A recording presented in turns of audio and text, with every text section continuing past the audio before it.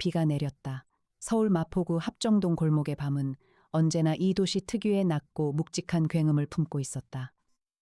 한강 쪽에서 불어오는 가을 바람이 빗물을 비스듬하게 밀어냈고 골목의 오래된 벽돌 틈새에서는 이름 모를 풀들이 그 빗물을 마셨다. 합정동 한복판에 우뚝 솟은 50층짜리 오피스 빌딩의 꼭대기층을 가득 채운 강역 탐정사무소의 통유리 창에는 빗줄기가 세로선을 그으며 흘러내렸다. 그 창 너머로 서울의 불빛이 번져 보였다. 강혁은 그 창가에 서 있었다. 두 손을 등 뒤로 묶은 채 창밖을 응시하는 그의 한쪽 눈에는 피로가 고여 있었고 다른 쪽 눈에는 날카로운 관찰이 살아 있었다. 사무소 안은 럭셔리했다. 300평의 공간에는 최첨단 실험 장비들이 구획을 나눠 배치되어 있었고 무인 승용차 경납 구역과 드론 운용 콘솔 소형 로봇 작업대 그리고 법의학 분석실이 있었다. 사무소 한쪽 벽면에는 최신 최강 인공지능이 탑재된 세종 로봇이 대기 상태로 서 있었다. 옥상에는 헬리포트가 있어 필요할 때마다 헬기를 띄울 수 있었다. 창문에는 금색 글씨로 새겨진 고급 간판이 붙어 있었다. 강혁 탐정사무소, 아버지의 유산으로 이 모든 것을 갖췄지만 강혁이 탐정 일을 하는 이유는 돈 때문이 아니었다. 서울지방경찰청 강력계에서 16년 동안 베테랑 형사로 일하며 그가 가장 견디기 힘들었던 건 범인의 흉포함이 아니었다. 단 하룻밤 만에 한 가족의 평생이 통째로 사라지는 잔인한 진실 그것이었다. 그래서 그는 총경으로 사직하고 탐정사무소를 차렸다. 범인을 잡는 것을 넘어 사건 이후 피해자가 어떻게 살아남는가를 함께 고민하기 위해서였다. 그 밤 강혁의 시선은 창밖이 아니라 자신의 내부 어딘가를 향하고 있었다. 그의 뒤에서 발소리가 났다. 이에나가 들어왔다. 그녀는 노트북을 들고 들어와 탁자 위에 내려놓으며 말했다. 탐정님 의뢰가 들어왔습니다. 강혁이 창가에서 돌아섰다. 밤에 의뢰인이 오늘 밤이 아니면 내일이 없다고 했습니다.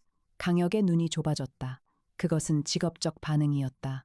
형사 시절의 버릇 그대로 머릿속으로 빠르게 세 가지를 분류했다. 있는 것, 없는 것, 어색한 것. 들어오라고 해. 20분 후 엘리베이터 문이 열렸다. 들어온 사람은 60 초반으로 보이는 남자였다. 키는 작았고 등은 약간 굽어 있었으며 흰 머리카락이 귀 뒤로 가지런히 빗겨져 있었다. 하지만 강혁의 시선이 멈춘 곳은 그의 얼굴이 아니었다. 손이었다. 그 손은 잘게 떨리고 있었고 손목에는 정밀 작업을 오래 한 사람 특유의 굳은 살이 박혀 있었다.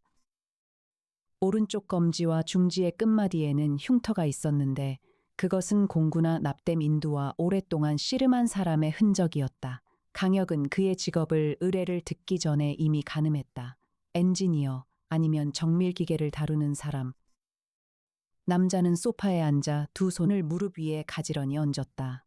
이에나가 건넨 차를 받아들고 처음으로 제대로 입을 열었다. 저는 임도현입니다.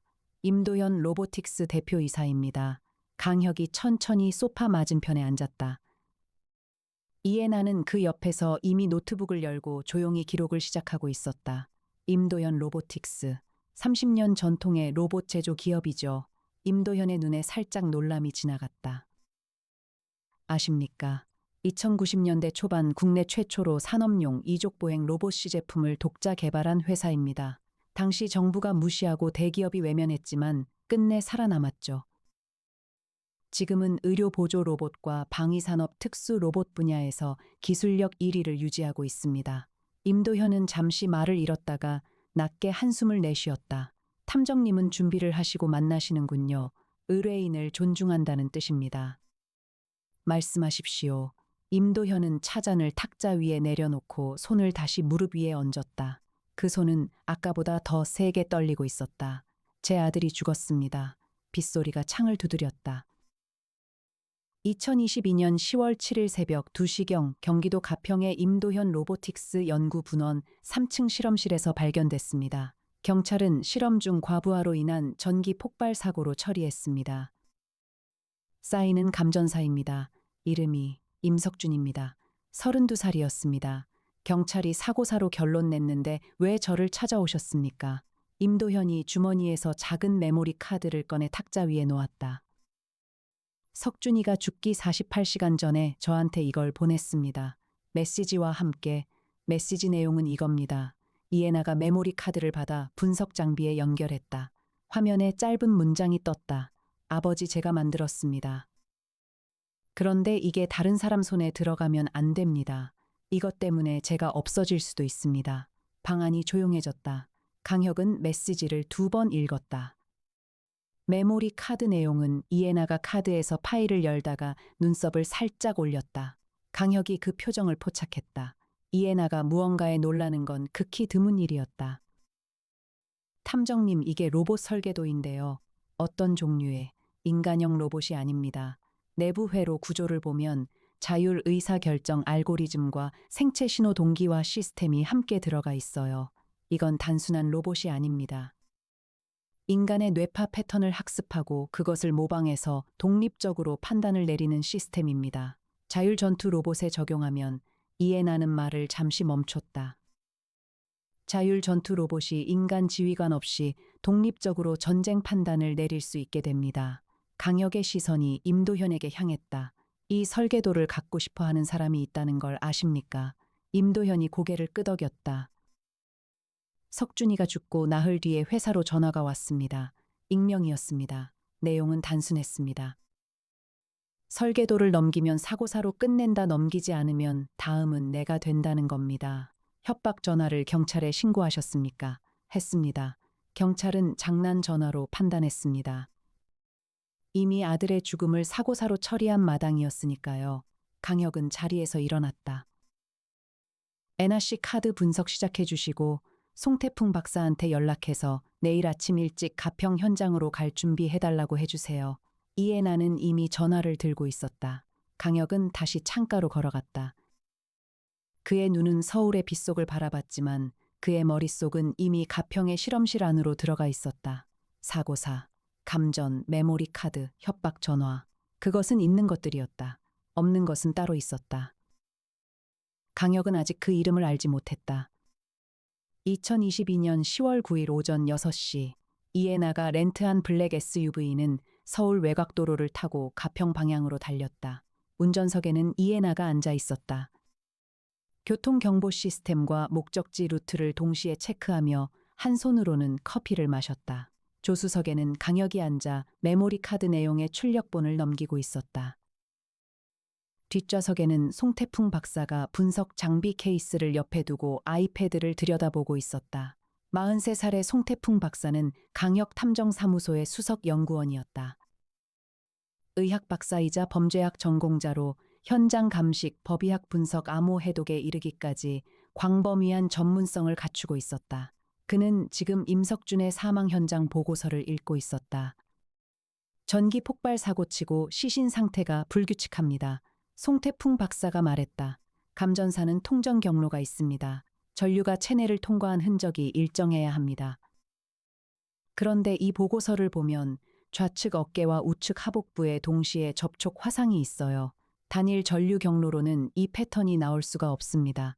강혁이 출력본에서 눈을 들었다. 즉, 이중 접촉이거나 시신을 이동시킨 후 현장을 꾸민 겁니다. 이해나는 앞을 보며 조용히 말했다. 현장 도착까지 약 25분입니다. 가평의 임도현 로보틱스 연구분원은 외진 산자락 아래에 위치한 2층 건물이었다. 오래된 철제 펜스가 부지를 둘러싸고 있었고 정문 초소에는 경비가 없었다. 임도현이 미리 연락해 놓은 덕에 부지 관리인이 문을 열어주었다. 강혁은 건물에 들어서는 순간 3가지를 확인했다. 있는 것, 복도 바닥에 전기 화재 진압 흔적인 분말 소화제 잔류물. 3층으로 오르는 계단 손잡이에 지문 닦인 흔적, 3층 문 앞 바닥에 경미한 긁힘, 없는 것, 복도 폐쇄회로 TV 카메라, 정상이라면 있어야 할 연구분원의 출입 기록 시스템, 어색한 것. 소화제 잔류물이 폭발 원점에서 반경 2m 이내에만 집중되어 있다는 것, 그리고 3층 실험실 문 앞 바닥의 긁힘이 문 안쪽이 아니라 바깥쪽 방향으로 나 있다는 것. 누군가가 문을 안에서 밀어 열었다는 뜻이 아니라 무거운 것을 끌면서 문 밖으로 나온 흔적이었다. 강혁이 무릎을 꿇고 바닥에 긁힘을 들여다보는 사이 이해나는 3층 실험실 안으로 들어가 있었다. 그녀는 안경 너머의 눈으로 실험대와 소각 흔적을 꼼꼼히 살폈다. 탐정님, 강혁이 일어서서 실험실 안으로 들어갔다. 이에나가 가리키는 곳은 실험대 오른쪽 구석이었다. 소각 흔적이 불규칙합니다. 폭발이 전기 과부하로 인한 것이라면 발화 지점 주변의 탄화 패턴이 방사형이어야 하는데 이건 여러 지점에서 동시에 점화된 것에 가깝습니다. 방화, 단정은 못하겠습니다만 복수 발화 지점 가능성이 높습니다. 송태풍 박사가 실험대 아래에서 작은 회로 기판 파편을 핀셋으로 집어들었다. 이 기판은 폭발이 아니라 절단된 겁니다. 충격 파열 단면이 아니라 날카로운 도구로 절단한 단면이 보입니다. 강혁은 실험실 전체를 한 바퀴 천천히 걸었다. 그의 눈은 공간의 구석구석을 읽었다. 형사 시절 몸에 밴 습관이었다. 골목이나 좁은 공간의 지형을 본능적으로 읽어내는 능력이 실내에서도 작동했다. 실험실 북쪽 벽 뒤에 숨겨진 수납장이 있었다. 벽과 같은 색으로 칠해진 문이었지만 발 아래 먼지의 흐름이 그 존재를 알려주었다. 최근에 열린 흔적이었다. 강혁이 수납장을 열었다. 비어 있었다. 하지만 비어있는 수납장 내부의 금속 선반에 작은 회로 기판 조각 하나가 걸려 있었다. 아마 급히 뺄 때 걸린 것으로 보였다. 그것은 메모리 카드에 담긴 설계도의 핵심 부품 중 하나인 생체 신호 수신 모듈의 일부였다. 이에나가 뒤에서 말했다. 실물이 있었군요. 강혁은 그 기판 조각을 바라보며 중얼거렸다. 임석준은 설계도만 남긴 게 아니었어. 이에나는 그 말을 받아 적지 않았다. 하지만 그녀의 눈은 이미 기판 조각의 재질과 제조 방식을 분석하고 있었다. 그것은 이에나가 늘 그런 방식이었다. 말보다 먼저 움직였고 움직임보다 먼저 생각했다. 강혁이 그녀를 스카우트한 이유가 거기 있었다. 그리고 아마 그것 말고도 이유가 더 있었겠지만 강혁은 그 부분은 늘 표정에 내비치지 않았다. 사무소로 돌아온 강혁은 형에게 전화를 걸었다. 강민혁은 검찰청 고위 간부였다. 강혁이 사직하고 탐정사무소를 열었을 때 주변 사람들은 하나같이 아까운 인재가 선택을 잘못했다고 수군거렸지만 강민혁만은 달랐다. 그는 동생의 결정을 묵묵히 지지했고 이후에도 수시로 필요한 정보와 공식 채널을 열어주며 실질적인 도움을 주었다. 전화가 빠르게 연결됐다. 형 잘 지냈어. 혀가 무슨 일이야? 이 시간에 임도현 로보틱스라는 회사 하나 잠깐의 침묵이 있었다. 알지? 방위산업기술보호지정 업체야. 특수목적 로봇 분야에서 국방부와 협약이 있는 곳이다. 왜? 강혁이 간략하게 설명했다. 임석준의 사망, 가평 연구분원 현장, 설계도, 메시지, 협박전화. 강민혁이 낮게 휘파람을 불었다. 그 설계도가 진짜라면 단순한 살인사건이 아니다. 혀가. 그게 국내 어디선가 이미 제작 단계에 들어갔다면 국가안보 차원의 문제야. 이미 실물이 만들어졌을 가능성이 있어. 연구 분원에서 실물 보관 흔적이 나왔어. 이번에는 침묵이 더 길었다. 내가 확인할 수 있는 범위에서 알아볼게. 임도연 로보틱스 관련 특수 기밀 취급 허가 목록과 최근 접근 인사 리스트. 이틀 줘. 하루. 혀가. 형 이거는 시간이 없어. 강민혁이 짧게 숨을 내쉬었다. 알겠다. 내일 오전 중으로 연락한다. 전화를 끊고 강혁이 돌아섰을 때 이에나가 대형 화면 앞에 서 있었다. 화면에는 메모리 카드 설계도를 기반으로 이에나가 재구성한 로봇의 사양이 나와 있었다. 분석 끝났습니까? 대략은요. 이 로봇의 이름을 임석준은 KP01이라고 명명했습니다.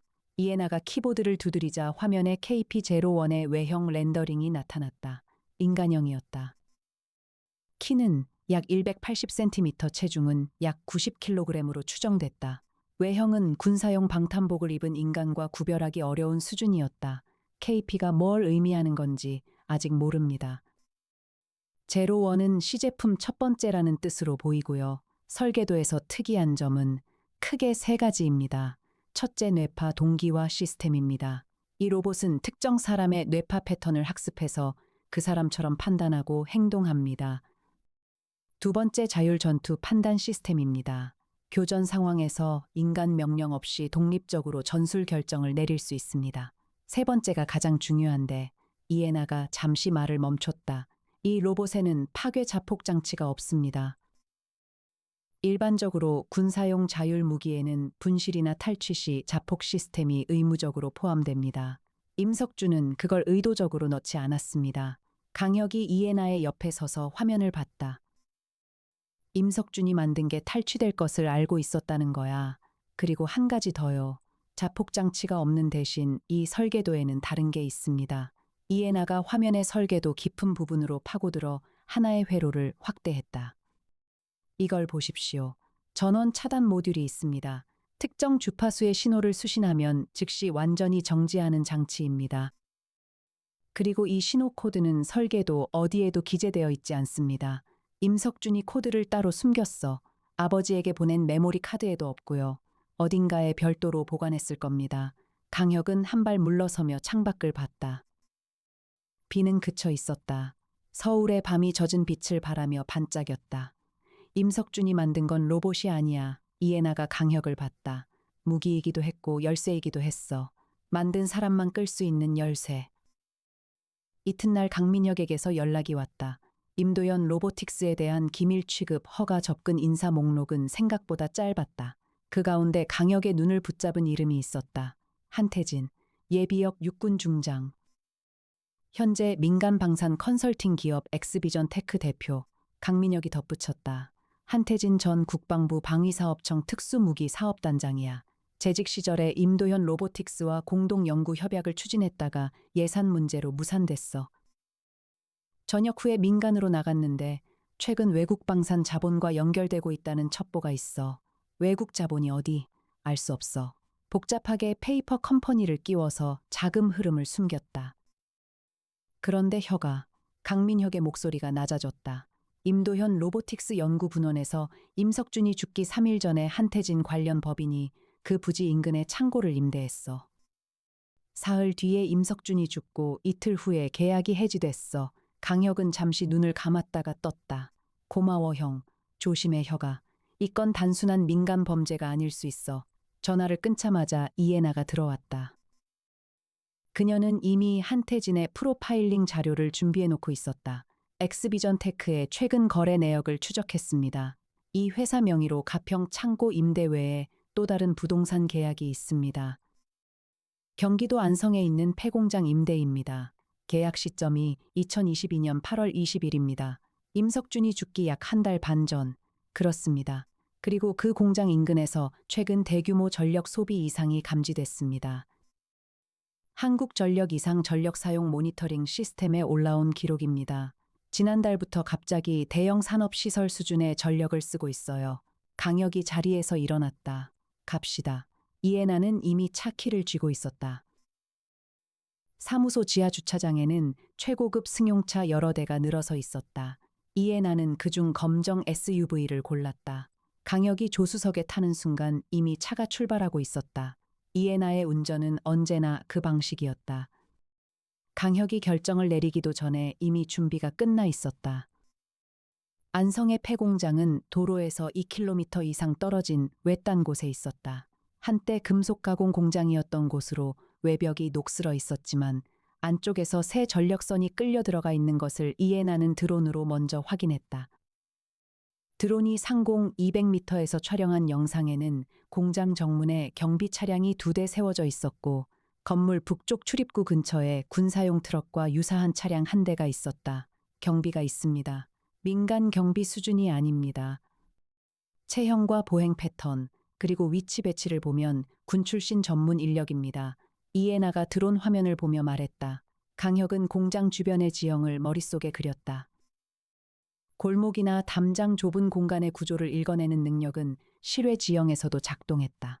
공장 북서쪽에 으슥한 수풀이 있었고 거기서 공장 외벽 환기구까지 약 40m였다. 저는 들어갑니다. 애나 씨는 드론으로 외곽 상황 모니터링하고 이상 상황 발생하면 형한테 연락해요. 이에나가 강혁을 바라봤다. 혼자요. 있는 것 없는 것 어색한 것. 지금 제가 없는 것인 내부 정보가 필요합니다. 이에나는 잠깐 무언가를 망설이는 것처럼 보였지만 곧 노트북으로 시선을 돌렸다. 저는 밖에서 전체 상황을 봅니다. 귀에 이어폰 꽂으십시오. 실시간으로 연결합니다. 강혁은 이어폰을 꽂고 수풀 사이를 걸었다. 무술 유단자의 움직임은 소리가 없었다. 환기구 격자를 공구로 비틀어 열고 내부로 들어갔다. 공장 내부는 어두웠다. 하지만 어둡지 않았다. 이 상반된 표현이 동시에 맞는 이유는 공장의 중앙부에 거대한 조명 아래 무언가가 서 있었기 때문이었다. 그 주변만이 밝았다. 강혁은 철제 구조물 위에 올라 아래를 내려다봤다. 그것이 있었다. KP-01. 높이 약 180cm, 금속과 복합 재료로 만들어진 인체 비례의 프레임 위에 전투용 외피가 씌워져 있었다. 얼굴 부분에는 시각 센서가 2개 있었고 인간의 눈처럼 보이도록 설계되어 있었다. 지금은 정지 상태였지만 전원이 연결된 상태였다. 강혁은 이어폰에 대고 낮게 말했다. 실물이 여기 있어요. 이에나의 목소리가 들렸다. 주변에 인원 몇 명이나 됩니까? 지금 보이는 건 3명. 전부 중무장이야. 동쪽 출입구로 차량이 접근 중입니다. 한태진으로 추정되는 인물이 탑승한 것 같습니다. 강혁은 철제 구조물 위에서 더 깊이 몸을 숨겼다. 아래에서 문이 열리고 한태진이 들어왔다. 실물로 본 한태진은 예비역 중장답게 딱딱하고 직선적인 인상이었다. 키는 컸고 어깨가 넓었다. 그러나 그의 주변에 있는 사람들 중 강혁의 눈을 잡아끈 인물은 따로 있었다. 한태진의 오른편에서 조용히 따라 들어온 사람이었다. 그는 50대 중반으로 보였고 안경을 쓰고 있었으며 손에 태블릿을 들고 있었다. 그의 움직임은 군인이 아니라 엔지니어의 그것이었다. 공장 안으로 들어오면서 로봇 주변을 돌며 각도를 확인하는 방식이 설계자의 행동이었다. 강혁은 그 사람의 얼굴을 눈에 담았다. 의뢰인 임도현이 준 사진 속에서 본 임석준과 닮아 있었다. 사무소로 돌아온 강혁은 공장에서 촬영한 영상을 이에나에게 넘겼다. 이에나는 그 영상에서 한태진 옆에 남자 얼굴을 분석했다. 세종 로봇이 안면 인식 분석을 시작했다. 수백만 개의 데이터베이스를 동시에 대조하는 세종의 처리 속도는 인간 분석가와 비교 자체가 불가능했다. 결과는 3시간 후에 나왔다. 임기준입니다. 임도현 대표의 사촌 동생입니다. 임도현 로보틱스의 전직 설계팀장이었고 3년 전에 임도현 대표와 기술 유용 문제로 갈등 끝에 해고됐습니다. 기술 유용, 당시 내부 감사 결과 임기준이 회사의 핵심 로봇 구동 알고리즘 일부를 외부로 유출하려 했다는 혐의였습니다. 임도현 대표가 법적 고발 대신 해고로 마무리했습니다. 강혁이 천천히 앉으며 말했다. 임도현 대표는 사촌 동생이 관련되어 있다는 걸 알고 있었을까? 이에나가 안경 너머로 강혁을 바라봤다. 모르고 있었을 가능성이 높습니다. 알고 있었다면 탐정님께 의뢰할 때 언급했겠죠. 아들이 죽었는데 설마. 강혁은 말을 흘렸다. 그리고 이내 표정이 굳었다. 임기준이 임석준의 설계를 훔쳐서 한태진에게 넘긴 게 아니야. 이게 더 복잡하다. 이에나가 강혁을 바라봤다. 강혁이 계속했다. 임기준은 3년 전부터 한태진 측과 연계되어 있었을 거야. 그리고 임석준의 연구를 내부에서 감시하고 있었겠지. 그런데 임석준이 그걸 눈치챘어. 그래서 아버지에게 메모리 카드를 보낸 거군요. 임석준은 설계도를 넘기지 않으려 했어. 그래서 죽었지. 그러나 강혁이 잠시 멈췄다. 그렇다면 이 공장의 로봇은 어디서 만들어진 거야? 임석준이 설계도를 넘기지 않았는데. 이에나가 노트북을 열었다. 저도 그 부분이 계속 걸렸습니다. 그래서 가평 현장에서 채취한 회로 기판 파편을 분석했습니다. 재료 성분과 제조 공정을 보면 그 기판은 임도현 로보틱스 연구 분원에서 만들어진 게 아닙니다. 어디서, 정확히는 모르겠지만 같은 재료를 대량으로 구매한 기록이 있습니다. 2022년 3월 경기도 안성 소재 전자부품 업체를 통해서요. 강혁이 가만히 앉아 있었다. 설계도가 2개야. 이에나가 눈을 올렸다. 임석준이 아버지에게 보낸 설계도는 완성본이 아닐 거야. 아니면 일부를 변형한 버전일 거야. 임기준은 임석준이 연구하는 동안 내부에서 병행해서 독자 버전을 개발하고 있었어. 임석준의 연구를 엿보면서 부족한 부분을 보완해가면서 그러면 지금 공장의 로봇은 임기준 버전이야. 그리고 작동은 하지만 완전하지 않아. 왜냐하면 강혁이 멈췄다. 이에나가 조용히 말을 이었다. 전원 차단 코드가 없으니까요. 두 사람 사이에 무거운 침묵이 내렸다. 임기준은 알고 있어. 자기 버전에는 정지 코드가 없다는 걸. 그래서 지금 아직 실전 배치를 못하고 있는 거야. 임석준의 코드가 필요해. 이해나가 안경을 고쳤으며 말했다. 임도현 대표를 노리겠군요. 아들이 코드를 아버지에게 어딘가에 남겼을 가능성을 알고 협박했겠죠. 그리고 임도현 대표는 아직 살아있어. 즉, 코드를 아직 못 찾았다는 뜻이야. 강혁이 자리에서 일어났다. 임도현 대표한테 연락해요. 지금 당장. 그리고 사무소로 모셔와요. 임도현 대표가 사무소에 다시 나타난 것은 그날 저녁이었다. 강혁은 그를 사무소 안쪽의 소파에 앉히고 조용히 물었다. 아드님이 메모리 카드 외에 다른 무언가를 더 남겼을 가능성이 있습니까? 임도현이 강혁을 바라봤다. 아들이 제게 보낸 마지막 문자 말고 또 다른 게 있었을 수도 있다는 건가요? 임석준 씨는 죽기 전에 설계도에 정지 코드를 심어놨습니다. 그 코드는 설계도 어디에도 없어요. 아드님이 아버님께 그걸 알려줬다면 어떤 식으로 했을 것 같습니까? 임도현은 오랫동안 아무 말도 하지 않았다. 두 손이 무릎 위에서 천천히 움직였다. 그러다 천천히 말했다. 석준이는 어릴 때부터 저하고 통신을 좋아했습니다. 우리 부자 사이에 암호가 있었어요. 아이가 초등학교 때 우리끼리만 쓰던 암호 방식이 있었는데 임도현이 주머니에서 낡은 지갑을 꺼냈다. 지갑 안에는 명함 크기의 종이 한 장이 있었다. 누렇게 바랜 종이였다. 그 위에 아이의 필체로 숫자와 기호가 적혀 있었다. 이걸 석준이가 제 지갑에 넣어줬습니다. 한 달 전쯤에요. 집에 왔을 때 몰래 넣어둔 것 같더라고요. 그때는 그냥 아이 때 추억 같은 건가 싶었는데 강혁이 조심스럽게 그 종이를 받았다. 이해나가 즉시 디지털로 스캔해서 분석을 시작했다. 송태풍 박사가 실험실에서 나와 함께 암호 해독에 들어갔다. 20분 후 송태풍 박사가 말했다. 이건 이진법 기반 암호입니다. 아이가 만든 것 치고는 구조가 촘촘합니다. 각각의 숫자 블록이 24비트 단위로 구분되어 있고 그것이 주파수 값으로 변환됩니다. 이에나가 그 주파수 값을 읽어냈다. 37.4MHz, 9.1MHz, 22.7MHz. 세 개의 주파수를 특정 순서로 동시 발신하면 로봇이 정지하는 구조겠네요. 송태풍 박사가 고개를 끄덕였다. 강혁은 그 숫자를 바라봤다. 임석준은 아버지의 지갑에 정지 코드를 숨겼다. 낡은 종이 위에 어린 시절 암호 방식으로 그는 처음부터 자신이 죽을 것을 알고 있었던 게 아닐까. 알면서도 코드는 지켰다. 아버지에게 안전하게 남기면서 강혁은 창가로 걸어갔다. 서울의 밤이 창 너머에 있었다. 무언가를 잃고 무너진 사람들이 너무나 많은 세상, 그 세상을 끝까지 따라가주고 지켜주겠다는 사명, 강혁이 탐정이 된 이유가 거기 있었다. 임석준은 이미 혼자 무너졌다. 하지만 아버지에게 남긴 코드 한 장은 아직 살아있었다. 그날 밤 늦게 이에나의 전화가 울렸다. 임도현 대표였다. 저한테 전화가 왔습니다. 내일 새벽 4시까지 코드를 넘기지 않으면 제 회사 연구원 5명을 해치겠다고 했습니다. 이에나가 강혁에게 눈짓을 했다. 강혁이 임도현과 직접 통화했다. 임도현 대표님 전화 녹음하셨습니까? 했습니다. 지금 어디 계십니까? 회사 집무실입니다. 거기서 움직이지 마십시오. 제가 연구원들 있는 곳을 먼저 확인합니다. 전화를 끊은 강혁이 이에나에게 말했다. 임도현 로보틱스 본사 위치와 연구원 5명 신원 확인해요. 빠르게.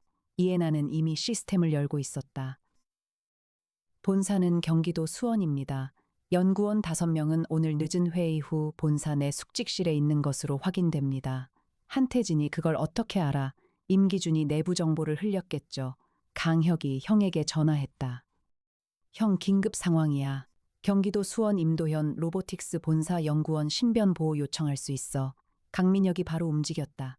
20분 내로 수원 경찰 파견 요청한다. 그런데 혀가 한태진이 그 정도 카드를 쓸 거면 로봇 배치도 이미 준비한 거 아닐까. 강혁의 눈이 가늘어졌다. 맞아. 그때 이에나가 노트북 화면을 가리키며 말했다. 탐정님 강태룡 장군한테 연락하는 게 좋겠습니다. 이건 군사기술 영역이라 민간 채널만으로는 한계가 있습니다. 강혁이 고개를 끄덕였다. 강태룡은 국방부에 근무하는 현역 장군이었다. 강혁과는 고등학교 동기였다. 특수전 전문가이자 무기 전문가로 강혁이 군사 관련 사안에서 가장 먼저 연락하는 인물이었다. 강철 같은 체력에 냉철한 판단력을 갖춘 장군이었고 미스코리아 진출신 최현진을 부인으로 두고 있었다. 그 화려한 부인과는 달리 강태룡 본인은 언제나 군복 이외에는 관심이 없는 사람이었다. 전화가 연결됐다. 태룡아 나야, 혁아. 이 시간에 무슨 일이야? 강혁이 간략하게 상황을 설명했다.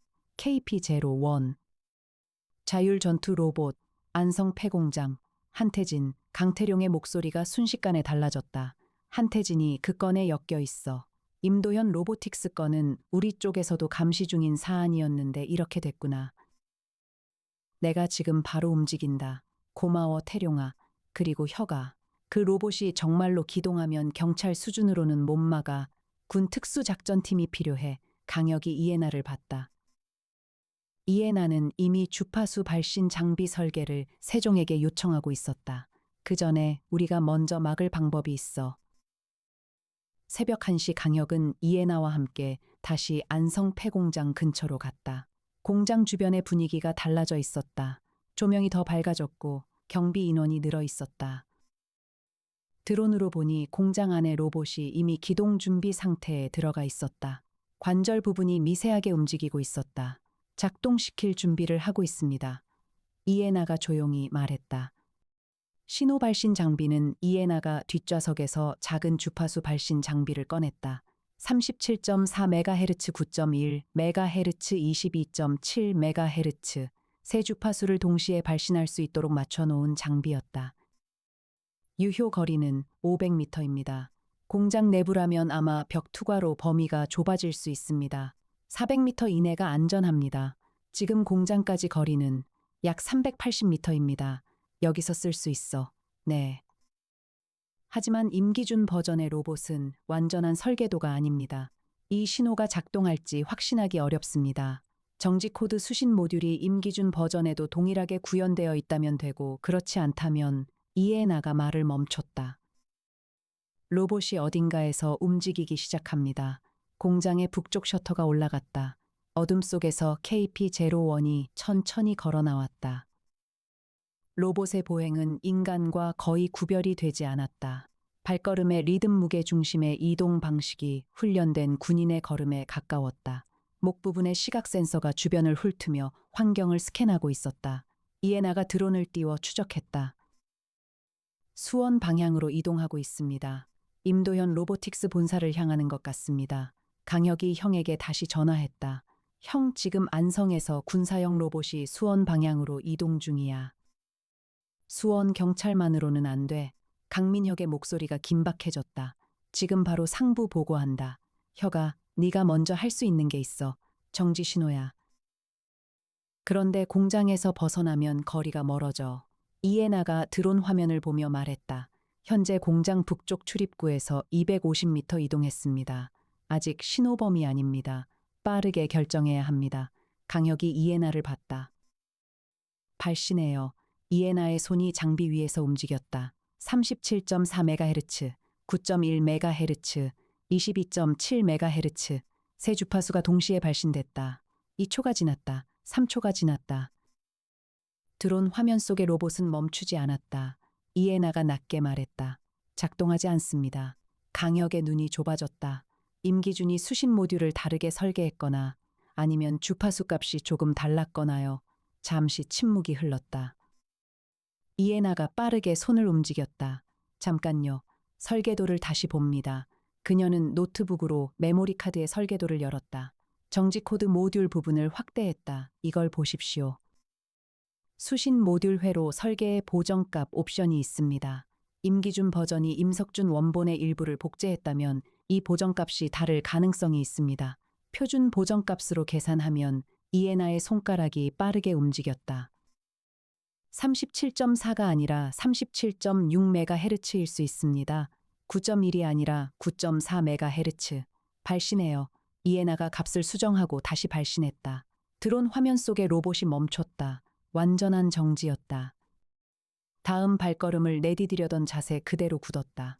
관절이 더 이상 움직이지 않았다. 강혁이 숨을 내쉬었다. 이해나는 화면을 바라보며 조용히 말했다. 임석준이 맞았습니다. 차 안에 짧은 침묵이 내렸다. 강혁은 그 침묵 속에서 32살의 청년을 생각했다. 혼자서 설계도를 만들고 혼자서 코드를 지키고 혼자서 죽어간 사람, 그 청년이 남긴 숫자들이 지금 막 세상의 균형을 하나 지켰다. 새벽 3시 경찰과 검찰 합동팀이 폐공장에 들이닥쳤다. 한태진은 공장 내부에서 체포됐다. 임기준은 도주를 시도했지만 공장 주변을 이미 포위하고 있던 경찰에게 잡혔다. 강태룡이 파견한 군 특수팀이 KP-01을 현장에서 완전히 격리했다. 강혁은 체포 현장에 있었다. 그러나 강혁이 주목한 것은 체포 장면이 아니었다. 임기준이 수갑을 차이면서 강혁을 향해 말했다. 내가 설계한 게 아닙니다. 강혁이 멈췄다. 석준이가 가르쳐 줬습니다. 경찰이 임기준을 끌어당겼지만 그는 계속 말했다. 삼촌한테 연구비가 없어서 내가 연결해 준 겁니다. 처음엔 한태진이 투자만 한다고 했습니다. 석준이도 알고 있었습니다. 그런데 임기준이 눈을 감았다. 한태진이 목적이 바뀌었습니다. 무기화하려 했습니다. 석준이는 거부했고 저는 막지 못했습니다. 강혁은 임기준의 눈을 봤다. 거짓말이 아니었다. 강혁 탐정사무소로 돌아오는 차 안에서 이해나가 조용히 말했다.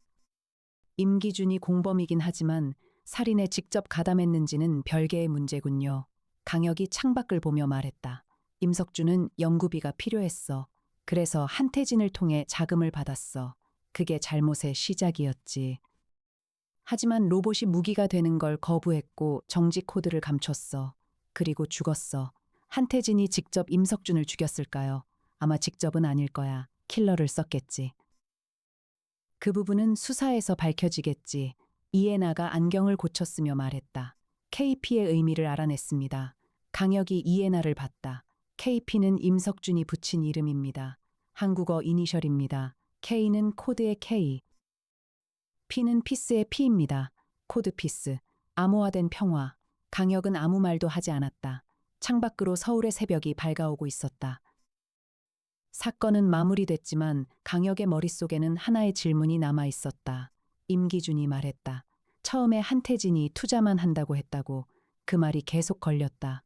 한태진이 임도현 로보틱스와 공동 연구를 추진했다가 무산됐던 시점. 그때 한태진이 단독으로 다시 자금을 투입해 임석준에게 접근했다는 건 단순한 군사기술 욕심이 아닐 수 있었다. 강혁은 이해나에게 말했다. 한태진이 로봇을 완성하려 했던 이유가 단순히 외국 방산 자본에 팔기 위해서였을까? 이해나가 잠시 생각했다. 외국 방산 자본 연결 경로를 더 파봐야 알겠지만 저는 다른 게 궁금합니다. 뭐가? 한태진 측에서 처음 임기준에게 접근했을 때 왜 임기준이 협조했는가입니다. 3년 전에 임도현 대표와 갈등 끝에 해고됐고 기술 유용 혐의를 받았다는 건 이미 알고 있었습니다. 그런데 그 시점과 한태진이 임기준에게 접근한 시점을 대조해보면 이상합니다. 이해나가 노트북에서 파일을 열었다. 임기준이 해고된 건 2020년 1월입니다. 한태진의 법인이 창고를 임대한 건 2022년 8월입니다. 이 사이 2년의 공백이 있습니다. 2년 동안 임기준이 한태진의 요청 없이 혼자 임석준의 연구를 들여다봤다는 거야. 그렇습니다. 임기준은 해고된 후에도 임석준의 연구 진행 상황을 알고 있었습니다.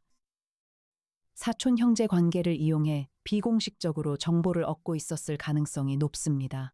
강혁이 생각에 잠겼다. 임기준이 먼저 한태진에게 연락했을 수도 있어. 석준이 연구가 완성 단계에 가까워졌을 때 스스로 거래를 제안했을 수도 있어. 이해나가 고개를 끄덕였다. 그 경우 임기준이 피해자가 아니라 공모의 시작점이 됩니다. 수사관들이 그 부분을 파야 해. 강혁은 메모를 했다. 이것을 강민혁에게 전달할 생각이었다. 그때 사무소 문이 열리며 나정희가 들어왔다. 강혁 탐정사무소의 조수였다. 단정한 외모에 늘 침착한 표정을 유지하는 그녀가 이번에는 눈을 약간 크게 뜨고 있었다. 탐정님 은비령 변호사님이 오셨습니다. 강혁이 눈썹을 올렸다. 은비령, 이해나의 베프였다. 전 판사 출신의 현재 대형 로펌의 대표를 맡고 있는 미녀 변호사였다. 강혁이 민감한 법적 문제에 부딪힐 때마다 가장 먼저 떠올리는 이름이기도 했다. 그리고 은비령이 강혁을 보는 눈에는 늘 무언가가 담겨 있었다. 강혁은 그 무언가가 무엇인지 알고 있었지만 모르는 척하는 쪽을 선택했다. 은비령이 들어오며 이애나를 먼저 봤다. 애나야, 네가 연락을 안 하길래 내가 왔어. 사건 정리됐다고 들었는데 이애나가 안경을 고쳤으며 말했다. 체포됐습니다. 하지만 사건은 끝나지 않았어요. 은비령이 강혁을 봤다. 법적 조력이 필요하면 말해요. 탐정. 강혁이 고개를 끄덕였다. 한 가지 여쭤봐도 되겠습니까?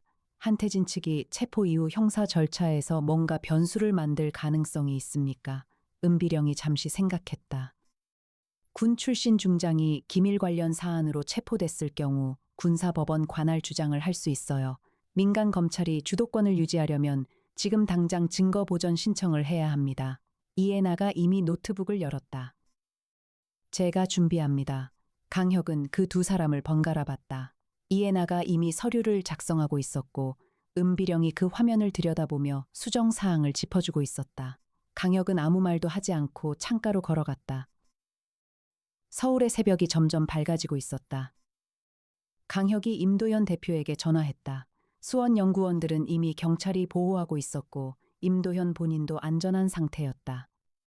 대표님, 한 가지 확인하고 싶습니다. 말씀하십시오. 임기준 씨가 처음 석준 씨의 연구비 문제로 도움을 줄 사람이 있다고 했을 때 아셨습니까? 잠시 침묵이 흘렀다. 몰랐습니다. 석준이가 자금 문제로 어려워한다는 건 알았지만 제가 지원하겠다고 했는데 석준이가 혼자 해결하겠다고 했습니다. 그리고 얼마 후에 자금이 생겼다고 했습니다. 저는 그때 회사에서 어떤 자금 지원이 들어온 줄 알았습니다. 강혁이 낮게 말했다. 임기준이 배려한 게 아니었습니다. 이용한 겁니다. 임도현이 한참 아무 말도 하지 않았다. 그러다 목이 잠긴 목소리로 말했다. 석준이가 무서웠겠군요. 그렇습니다. 혼자서 다 막으려 했겠군요. 그렇습니다. 임도현이 전화 너머에서 울기 시작했다. 강혁은 전화를 붙들고 그 소리를 들었다. 아무 말도 하지 않았다. 그냥 들었다. 형사 시절 가장 견디기 힘들었던 것이 그것이었다. 한 가족의 평생이 단 하룻밤 만에 사라지는 잔인한 진실. 지금도 그것은 변하지 않았다. 하지만 강혁은 이제 그 자리를 지킬 수 있는 사람이 되어 있었다. 사무소 밖에서 이애나가 그 모습을 보고 있었다. 강혁이 전화를 붙들고 아무 말도 없이 서 있는 그 모습을. 이애나는 아무것도 말하지 않았다. 그냥 그 자리에 서 있었다. 열흘 후 강혁은 조용히 사무소에서 책을 읽고 있었다. 이애나가 들어왔다. 탐정님, 임기준 신문 결과 나왔습니다. 형님한테서 왔습니다. 강혁이 책을 덮고 이애나가 건네는 태블릿을 받았다. 신문 조서를 읽어 내려가던 강혁의 눈이 한 줄에서 멈췄다. 이애나가 강혁의 표정 변화를 조용히 지켜봤다. 임기준은 처음부터 한태진에게 접근한 게 아닙니다. 강혁이 천천히 말했다. 임기준이 접근한 사람은 한태진이 아니었어. 외국 방산 자본이었어. 그 외국 자본이 국내에 창구로 내세운 인물이 한태진이었어. 이애나가 눈을 좁혔다. 즉 한태진도 중간 단계라는 거군요. 그리고 그 외국 자본이 누구인지 아직 밝혀지지 않았어. 강혁이 태블릿을 내려놓고 창가로 걸어갔다. 합정동 골목의 가을이 깊어가고 있었다. 도로 위의 빛과 그림자가 교차했다. KP-01이 군사용 자율 전투 로봇이라면 그것을 사려는 세력이 국내에만 있을 리가 없어. 처음부터 해외 수요였고 국내는 제작 기지였을 거야. 이애나가 노트북을 열었다. 추적할 수 있습니다. 시간이 걸리겠지만 자금 흐름을 거슬러 올라가면 외국 자본의 원점이 나올 겁니다. 강혁이 창밖을 바라보며 말했다. 임석준이 만든 게 코드피스였어. 암호화된 평화. 그런데 그걸 노린 세력이 있었고 그 세력은 아직 살아있어. 이애나가 조용히 물었다. 이어서 추적하실 겁니까? 강혁이 돌아섰다. 당연하죠. 이애나의 입끝이 아주 미세하게 올라갔다. 강혁은 그것을 보았지만 아무 말도 하지 않았다. 강혁은 다시 창가로 시선을 돌렸다. 서울의 가을은 깊어가고 있었다. 그리고 어딘가에서 아직 끝나지 않은 사건이 숨을 죽이고 있었다. 이튿날 오후 김봉규 부장판사가 사무소로 찾아왔다. 강혁과는 오래된 친구였다. 은비령과 판사 동기였고 강민혁과도 잘 아는 사이였다. 매사에 신중하고 원칙을 지키는 사람이었지만 강혁의 부탁이라면 공식 채널 안에서 최대한 빠르게 움직여주는 인물이었다. 그리고 김봉규는 이해나를 볼 때마다 표정이 달라졌다. 본인은 자각하지 못하는 것 같았지만 주변 사람들에게는 너무나 분명했다. 이해나는 그것을 알고 있었지만 언제나 동일한 태도로 대했다. 봉규 씨 오셨어요. 네, 잘 지내셨죠, 이 선생님. 강혁은 그 광경을 봤다. 그리고 아무 말도 하지 않았다. 김봉규가 강혁에게 말했다. 한태진 측이 예상대로 군사법원 관할을 주장했어. 그런데 민간 검찰이 증거 보전을 이미 선행했기 때문에 관할 주장이 일단 기각됐어. 은비령이 빠르게 움직인 덕분이야. 잘 됐네. 그런데 혀가 한태진 뒤에 있는 외국 자본 문제는 달라. 그게 국가기관이 개입된 거라면 단순 형사 사건을 넘어서 강혁이 고개를 끄덕였다. 알고 있어. 그래서 지금 자금 추적 중이야. 김봉규가 잠시 이해나 쪽을 봤다가 다시 강혁에게 시선을 돌렸다. 내가 도울 수 있는 게 있으면 말해. 영장 청구 루트를 빠르게 열 수 있어. 나중에 부탁할 수도 있어. 언제든지. 김봉규가 일어서며 이해나에게 말했다. 이 선생님 혹시 식사는 하셨습니까? 이해나가 안경을 고쳤으며 말했다. 아직이요. 지금 분석 중이라서요. 그렇군요. 다음에 기회가 되면 이해나가 화면에서 눈을 들지 않고 말했다. 네, 바쁘지 않을 때 연락 주세요. 김봉규의 표정이 잠깐 밝아졌다가 자연스럽게 돌아왔다. 그는 강혁에게 고개를 끄덕이고 나갔다. 강혁은 그 뒷모습을 보며 말했다. 애나 씨 봉규가 밥 사준다는 거 아닌가요? 이해나가 화면에 시선을 고정한 채 말했다. 저는 일할 때 밥 먹습니다. 강혁이 창가로 걸어가며 낮게 중얼거렸다. 그렇군요. 이해나는 그 말을 들었지만 아무것도 말하지 않았다. 화면 안에서 자금 추적 지도가 계속 펼쳐지고 있었다. 이틀 후 강태룡에게서 연락이 왔다. 혀가 나야. KP01 관련해서 우리 쪽에서 파악한 게 있어. 말해. 한태진이 연결된 외국 방산 자본. 그게 단순한 방산 기업이 아니야. 특정 국가의 방위 관련 국영 기업이 페이퍼 컴퍼니를 여러 겹 끼워서 접근한 거야. 강혁이 천천히 말했다. 어느 나라. 강태룡이 잠시 말을 멈췄다. 지금 공식 채널로는 말할 수 없어. 그런데 혀가. 그 나라가 최근 5년 사이에 국내 방위 산업 관련 기술을 여러 루트로 빼내려 했다는 정황이 있어. 임석준의 로봇은 그 타깃 목록 중 하나였을 거야. 임기준이 스스로 접근한 게 아니라 처음부터 그쪽에서 임기준을 공략한 거야. 그 가능성이 높아. 임기준이 임도연 로보틱스에서 해고된 직후 금전적으로 어려운 상황이었어. 그 틈을 노렸겠지. 강혁이 창밖을 봤다. 임기준은 이용당한 거야. 그렇다고 해서 공범이 아닌 건 아니지만 그건 법원이 판단할 문제야. 강태룡이 덧붙였다. 그리고 혀가 이건 네가 추적을 계속하면 네 쪽에도 위험이 될 수 있어. 그 외국 자본 뒤에 있는 세력이 단순하지 않아. 강혁이 낮게 말했다. 그래서 멈추라는 거야, 태룡아. 멈추라는 게 아니야. 조심하라는 거야. 그리고 만약 추적을 계속한다면 나도 공식 채널 안에서 최대한 협조할게. 고마워. 전화를 끊자마자 이해나가 사무소 안쪽에서 나왔다. 들으셨죠? 들었어. 세종이 자금 흐름 역추적을 40% 완료했습니다. 총 17개의 페이퍼 컴퍼니가 연결되어 있고 최종 원점이 한 군데로 모이는 구조입니다. 강혁이 화면 앞으로 걸어갔다. 대형 화면에는 수십 개의 선이 거미줄처럼 연결되어 있었다. 그 중심에 하나의 빈 노드가 있었다. 아직 정체가 밝혀지지 않은 원점이었다. 언제까지 완료될 것 같아요? 48시간 안에 윤곽이 나올 겁니다. 강혁이 화면을 바라보며 말했다. 계속합시다. 이해나가 자리로 돌아갔다. 강혁은 그 뒷모습을 잠깐 봤다가 시선을 화면으로 돌렸다. 40시간이 지났다. 새벽 2시였다. 사무소 안에는 강혁과 이해나만 있었다. 송태풍 박사는 실험실에서 임석준의 뇌파 학습 데이터 원본 흔적을 추적하고 있었다. 세종의 화면에 알림이 떴다. 이해나가 자리에서 일어나 화면 앞으로 걸어갔다. 강혁도 그 옆에 섰다. 원점 확인됐습니다. 이해나가 화면을 보며 말했다. 22개의 페이퍼 컴퍼니 연결망의 최종 원점은 동남아시아에 등록된 특정 국영 방위 기업입니다. 그리고 그 기업에 연결된 자금 원천을 더 거슬러 올라가면 이에나가 잠시 멈췄다.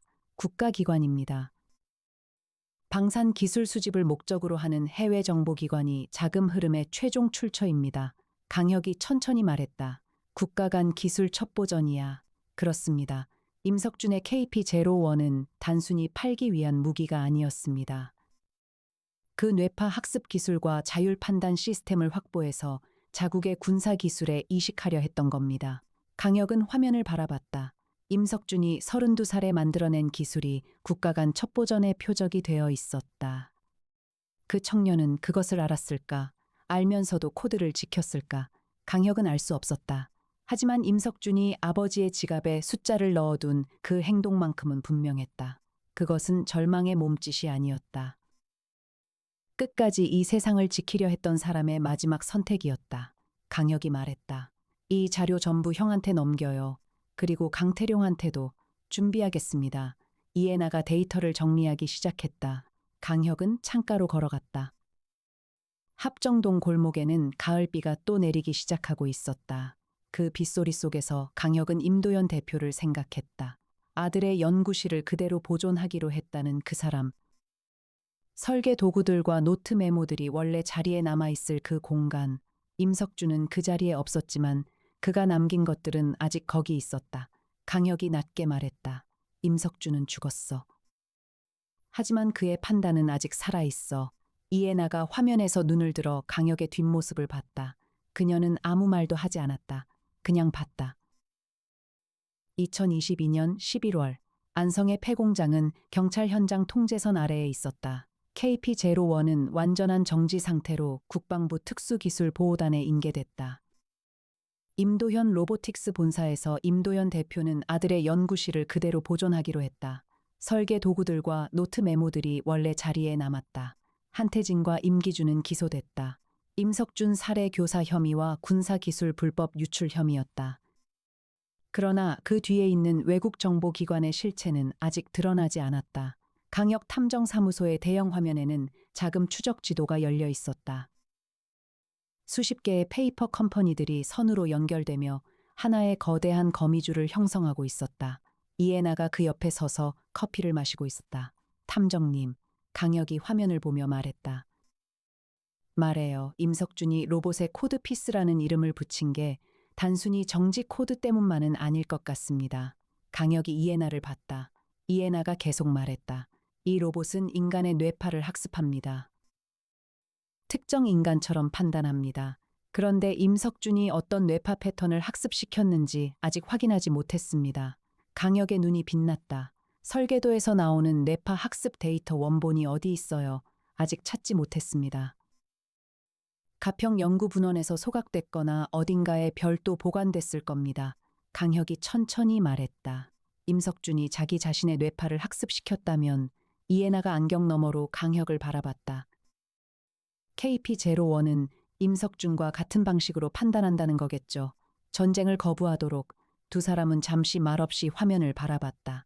빗소리가 다시 창을 두드리기 시작했다. 서울의 밤은 또 젖어가고 있었다.